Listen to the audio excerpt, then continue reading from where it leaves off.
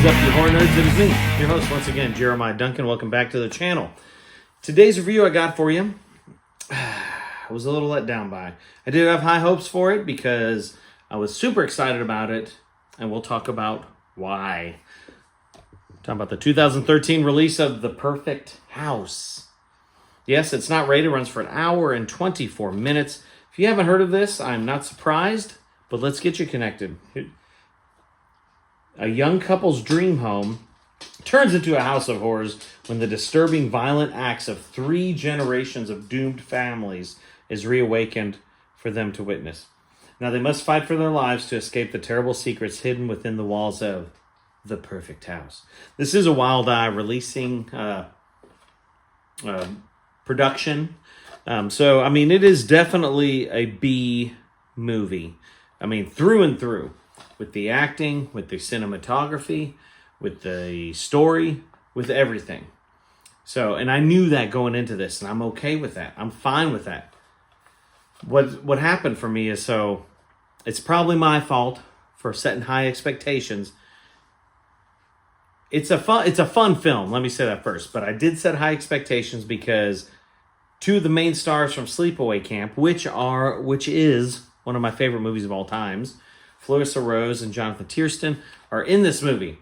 So I got super excited about wanting to see it, you know, like while they were doing, trying to get money for this and, you know, just going to put this film out. I'm like, oh, this sounds rad. I got super excited.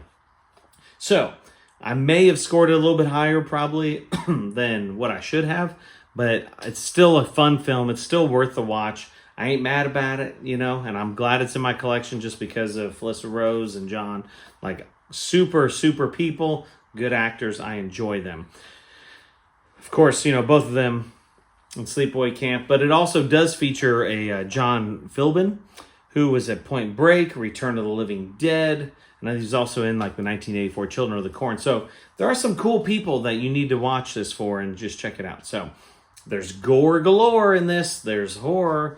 There's blood, there's torture, there's, I mean, everything you expect from, there's like a serial killer aspect, there's all sorts of like crazy things going on within this house, and you got like multiple stories going on at once. But with all that being said and all that is enjoyable of it, it is still pretty subpar acting, unfortunately, and at times it's just kind of like, oh boy. Like some of the one-liners and some of the lines that are used, like the writing was a little weak in a few spots. But overall, I enjoyed it. I mean, they knocked this thing out, I think, like shot it in like 14 days. And actually, it's the first indie film to ever be released on Facebook, which is pretty cool.